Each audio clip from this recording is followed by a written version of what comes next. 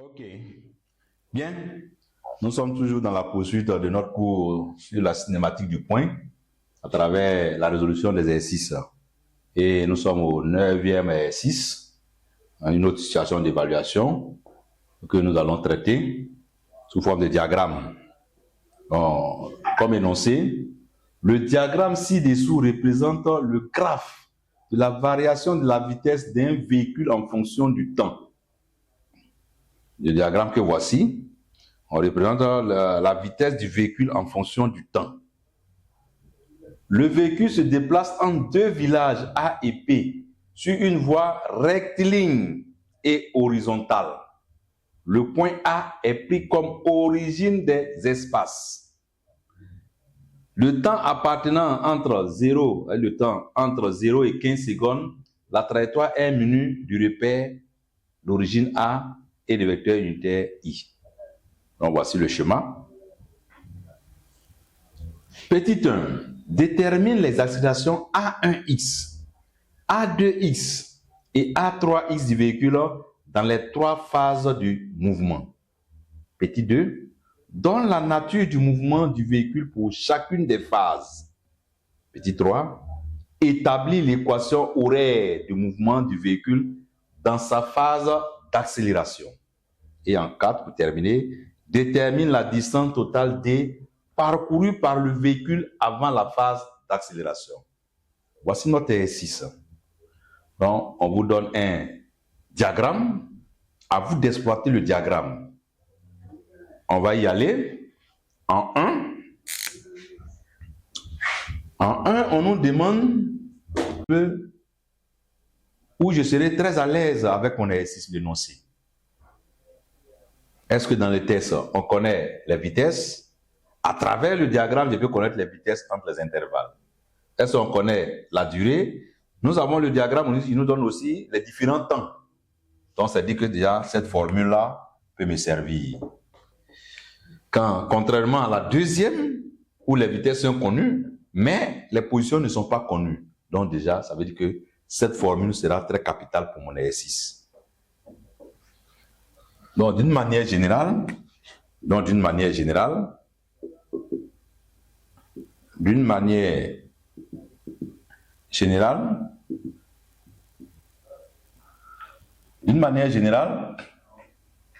AX égale à quoi? AX égale à delta V sur delta T.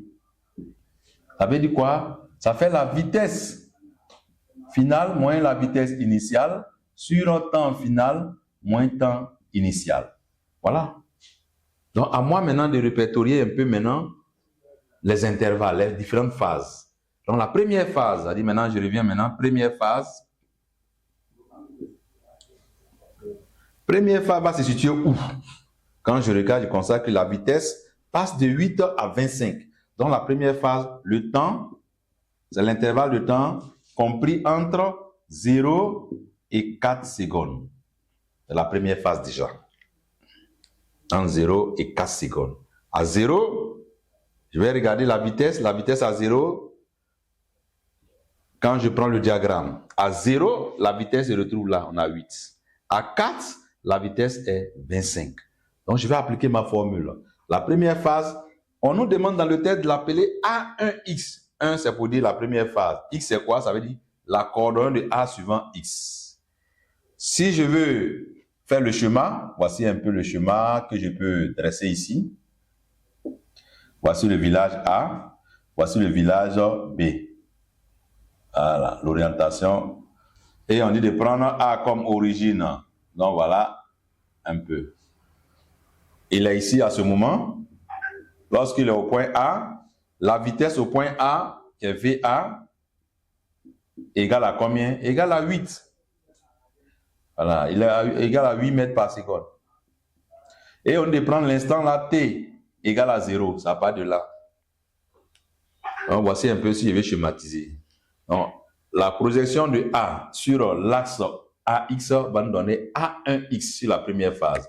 A1X égale donc à delta de V sur delta de T.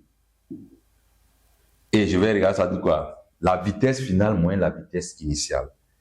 Quelle est la vitesse finale ici? Selon le schéma, la vitesse, il part du point de 0, le temps 0, et il arrive au temps t égale à 4. Au départ, la vitesse est combien? Quand on fait la projection, ça nous donne 8 mètres par seconde. À la fin, la vitesse vaut combien? Ça vaut 25. Quand je reviens, on dit que nous aurons 25, qui est la vitesse finale sur la première phase, moins 8 sur le temps, c'est 4 moins 0. 4 moins 0. Donc, du coup, je vais me retrouver avec du 17 sur 4. 17 sur 4, ça nous donne un résultat de 4,25. A1, x égale à 4,25. Mais je ne dois pas m'arrêter là, je dois mettre toujours l'unité. L'unité, mètre, seconde, moins 2. Et là, nous venons de déterminer A1x sur l'intervalle 0 à 4 secondes. Je passe à la deuxième phase. Deuxième phase. Quelle est la deuxième phase? Je constate que la deuxième phase, on part de 4 à 9. On a une droite. Et là, cette fois-ci, on a une droite horizontale. C'est-à-dire ça n'évolue pas. Donc, la deuxième phase est comprise pour un intervalle de temps de 4 à 9 secondes. Toujours ma même formule, si je veux. Là, on peut ne même pas appliquer la formule. Si je veux, j'applique la formule. On peut ne pas appliquer la formule. On constate que la vitesse ne varie pas. Et lorsque la vitesse est une constante, on nous a dit quoi au cours?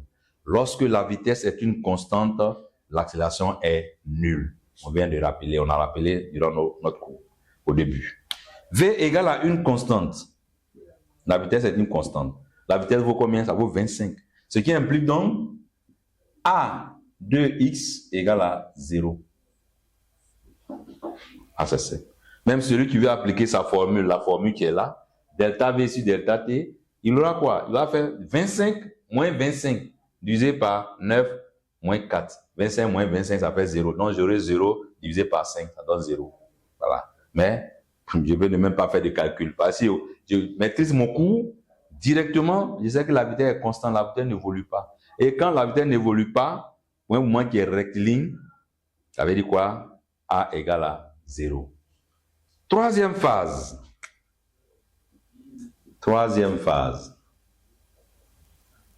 La phase avec l'intervalle de temps de 9 à 15 secondes. Je vais utiliser ma formule, je constate que la vitesse qui était à 25 mètres par seconde, à t égale à 9 secondes, va chuter à 4 mètres par seconde à t égale à 15. Donc, la formule A 3x égale à quoi? Delta V toujours sur delta T. Et c'est égal 4 moins, on a du 4 moins 25 que divise 15, c'est le temps final, moins 9. Donc, finalement, on se retrouve avec du moins 21 que divise. Nous avons 9 et là, on aura 6. Voilà, tout calcul va nous donner comme valeur 3,5. Donc, on aura A1, A3x égale à moins 3,5. Mais n'oublie pas mes unités. Voilà, mètre seconde moins 2. Voici calculer les accélérations sur les 3 phases du mouvement. Les 3 phases. Le schéma, à partir du schéma, vous pouvez trouver vos phases. Comment varient les vitesses selon chaque intervalle. De 0 à 4, on constate que la vitesse augmente à une droite croissante. Et de 4 à 9, on constate qu'on a une droite horizontale, c'est-à-dire que la vitesse ne varie pas. De 9 à 15, on constate qu'on a une droite décroissante. Donc là, de 0 à 4, vous avez la vitesse qui croît. Donc ça veut dire qu'il y a c'est une première phase. De 4 à 9, vous avez la vitesse qui ne change pas, c'est une constante. Et de 9 à 15, vous avez la vitesse qui était là, qui passe maintenant à 4. Donc voici les 3 phases. Et on a calculé les accélérations, les différentes accélérations. Ça, c'était la toute première question. Maintenant, au petit 2, on vous demande de donner la nature du mouvement du véhicule pour chacune des phases. Quelle est la nature du mouvement du véhicule pour chacune des phases? Quels sont les mouvements même d'abord qu'on a étudiés au cours? On a vu le mouvement rectiligne uniforme. On a vu le mouvement rectiligne uniformément varié. Varié, on a dit qu'il peut y avoir 2 cas là. C'est rectiligne uniformément accéléré ou encore rectiligne uniformément décéléré. Décéléré ou encore retardé. Et on a vu le mouvement circulaire uniforme. Au vu du test, quand je regarde déjà les tests, on nous a dit quoi? On a une voie rectiligne. Donc déjà, le mouvement circulaire uniforme est déjà éliminé. Il va nous rester 2 mouvements maintenant. Mouvement rectiligne uniforme et mouvement rectiligne uniformément varié. Mais varié, on peut avoir 2 cas. Soit c'est accéléré ou bien soit c'est retardé ou encore décéléré. Voilà, le terme retardé, c'est la même chose que décéléré. Donc, on va essayer de voir sur les 3 phases. Mais on nous a donné des conditions pour savoir. Déjà, le mouvement est rectiligne déjà. Là, ça veut dire quoi? Rectiligne. Mais au niveau de l'accélération, on a des conditions qu'on a énumérées. Pour un mouvement qui est uniformément varié ou bien accéléré, on a A scalaire V qui doit être supérieur à 0. Ça veut dire qu'on a un mouvement rectiligne uniformément accéléré. Lorsque A scalaire V est inférieur à 0, mouvement rectiligne uniformément retardé ou décéléré. Et A scalaire V est égal à 0, on a un mouvement qui est rectiligne uniforme. Voilà. Déjà, pourquoi j'ai mis mouvement rectiligne ici déjà? Parce que ici déjà nous avons le texte qui nous indique que le mouvement, la voie est rectiligne. C'est pourquoi voilà. Sinon la condition, c'est mouvement uniformément varié, il n'y avait pas rectiligne. La condition, c'est un mouvement uniformément retardé, mouvement uniforme. Mais dans le texte, déjà, on nous a donné rectiligne. Donc, ça veut dire la condition, si j'arrive à avoir cette condition, ça veut dire que le mouvement est rectiligne uniformément accéléré. Je vais vérifier. À moi maintenant de vérifier cette relation. Cette relation, nous avons dit quoi? Quand j'ai A scalaire V, ça revient à quoi? Ça revient à AX multiplié par Vx. Ici, on a une seule coordonnée. S'il y avait une deuxième coordonnée, on appelle plus AY multiplié par VY. Mais on a une seule coordonnée là. On a une coordonnée suivant l'axe X seulement. Donc, ça me fait A de X multiplié par V de X. Voilà. Petit 2, donc pour répondre à notre question, on aura besoin, c'est le rappel, ce dont j'aurai besoin pour pouvoir résoudre aisément mon exercice. Ah, c'est ça. Les physiques, la mécanique, c'est ça. Quand on vous pose une question, il faut se référer à son cours. Quelle est la formule que je dois utiliser pour pouvoir résoudre mon exercice? Vous posez ça au brouillon d'abord. Vous l'exploitez. Si cette formule-là répond aux exigences du test, voilà, vous l'utilisez. Mais si vous allez constater que cette formule ne répond pas, là vous cherchez une autre. Voilà. Donc, on va répondre à notre exercice, à notre question qui est là. Donne la nature du mouvement du véhicule pour chacune des phases. Nature du mouvement. Nature du mouvement. OK. La première phase. Première phase. On a dit la première phase c'est T qui appartient à l'intervalle 0 à 4 secondes.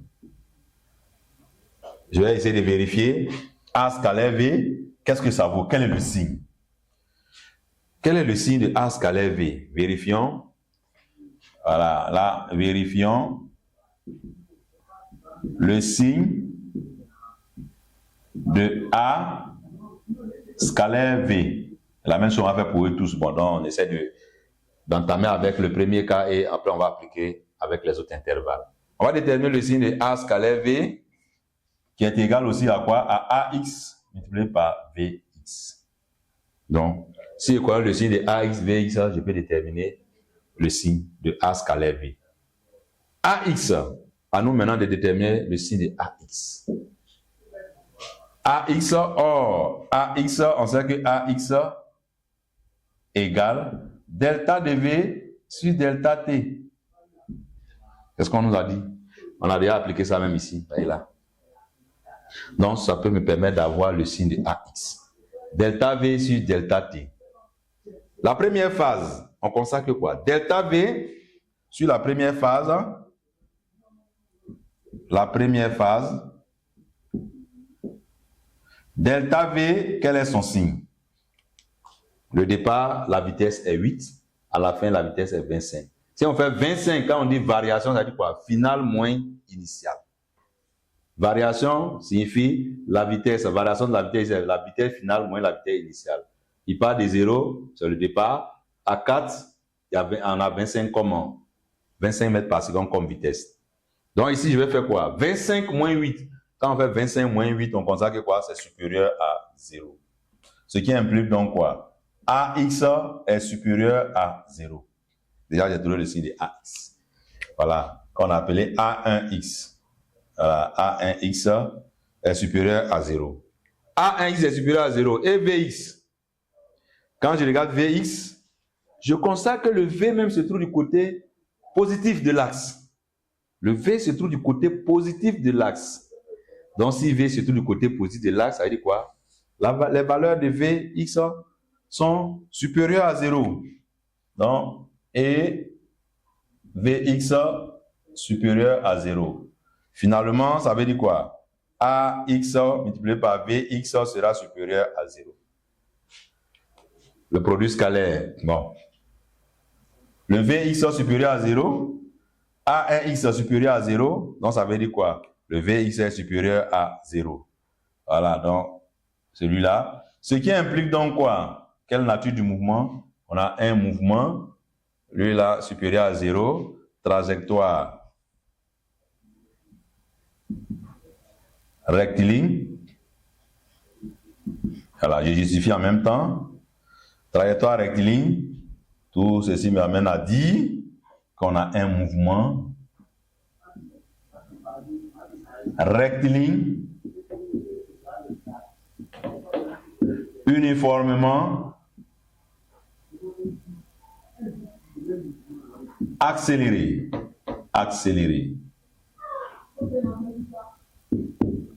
Voici, mouvement rectiligne uniformément accéléré. Ça, c'est le premier cas. Deuxième cas, deuxième phase. Deuxième phase, pour T appartenant à 4 et 9 secondes. On va vérifier aussi le signe.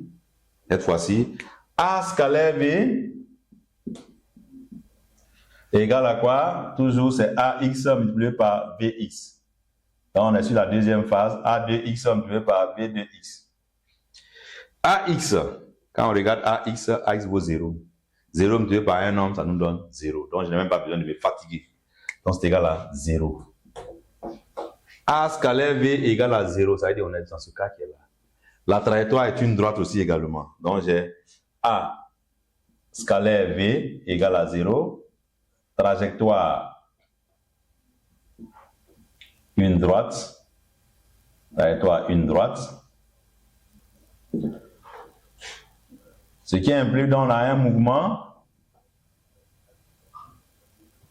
rectiligne uniforme. Alors, la trajectoire une droite ou bien trajectoire rectiligne, c'est la même chose. Voilà. Donc, on a un mouvement qui est rectiligne uniforme. Voici le deuxième cas. On passe à la dernière phase. La dernière phase.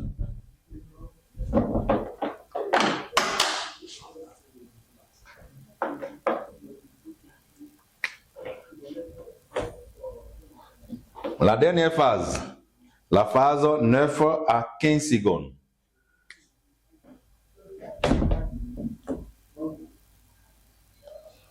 Troisième phase. T appartenant 9 à 15 secondes. On fait la même chose. A scalaire B. Donc, on va faire quoi? A3x multiplié par V3x. On va regarder le signe. Quel est son signe? Le signe, déjà, on va regarder A3x. A3x égale à quoi? Delta V sur delta T. Or, delta V, on passe de 25 à 8, à 4 plutôt, 25 à 4. Donc, si on fait la différence finale moins initiale, l'arrivée qui est 4 moins 25, ça donne un nombre négatif.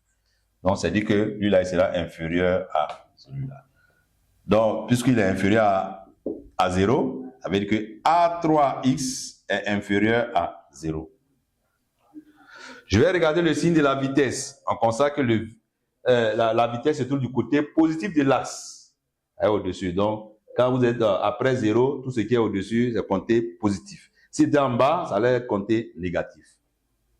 Alors là, et Vx, Vi3x supérieur à 0. Ce qui implique donc A3x multiplié par V3x est inférieur à 0. Si j'ai A3x multiplié par V3x qui est inférieur à 0, et on a trajectoire une droite,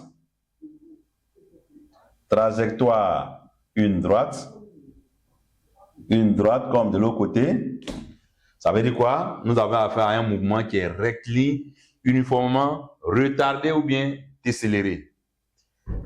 Implique mouvement rectiligne, uniformément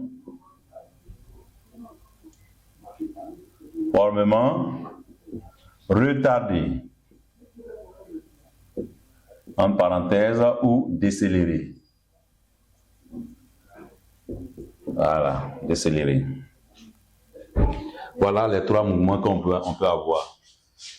Mouvement, dans la première phase, nous avons un mouvement qui est accéléré, mouvement rectiligne uniforme et mouvement décéléré.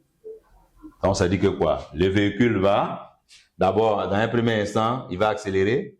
À un moment donné, il maintient sa vitesse constante. Et après, maintenant, il va ralentir et il va s'arrêter dans le village B.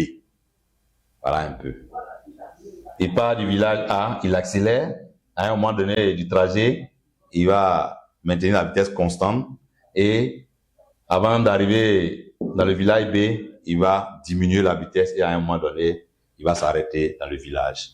Donc, voici pour ce qui est de la question numéro 2. Et après ceci, on nous demande d'établir l'équation horaire du mouvement du véhicule dans sa phase d'accélération. Établir équation horaire du mouvement du véhicule dans sa phase d'accélération. C'est à moi maintenant de regarder la phase d'accélération. Il y a 3 phases. Quelle est la phase d'accélération? Si je n'ai pas pu identifier la phase d'accélération, je ne peux pas déterminer l'équation horaire. Or, nous venons de déterminer la nature du mouvement concernant les 3 phases. La première phase, mouvement rectiligne uniformément accéléré. Deuxième phase, mouvement rectiligne uniforme. Troisième phase, mouvement rectiligne uniformément retardé. Donc, c'est bien clair, le premier cas. Ça, on dit, dans le cas où on a la phase d'accélération. C'est ici, nous avons la phase d'accélération. À moi maintenant de déterminer l'équation horaire du mouvement. Quand on dit équation horaire, c'est quoi? Établir l'équation horaire. Quand on dit l'équation horaire, c'est la position qui nous intéresse beaucoup ici. Quelle est la position du mobile à l'instant T? Quelle est la position du mobile? Maintenant, si on a dit établir les équations horaires, dans ce cas, on pouvait ajouter la vitesse. Mais quand on dit l'équation horaire, c'est la position. À un instant T, quelle est ma position? Comment on peut me retrouver? Si on connaît la date, où on peut me retrouver? Ça. Maintenant, si c'était les équations, on peut ajouter la vitesse aussi. Mais quand on dit l'équation horaire, c'est la position. Donc là, il revient. Ok. Bon, je vais laisser. Bon, ok, c'est lui. Pas de souci. Bon. On aura besoin des données plus tard. On va les rappeler. Question 3. Équation horaire. L'équation horaire du mouvement.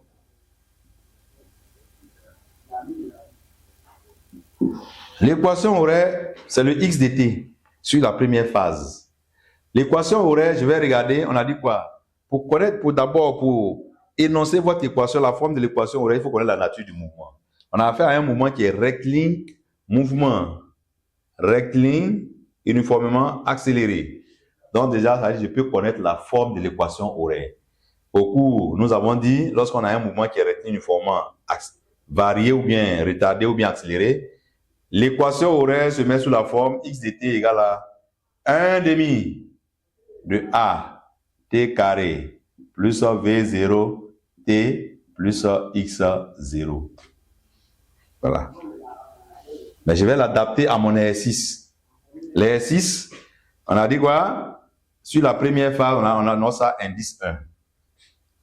Si la première phase, lui, là, on l'a appelé AX.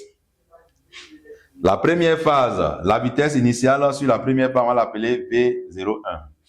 La position sur la première phase, on va l'appeler X01. Et maintenant, à moi maintenant de trouver ces valeurs, ces différentes valeurs. AX, A1X, on vient de calculer. A1X est égal à 4,25. Si j'ai une très bonne mémoire, 4,25 mètres secondes moins 2.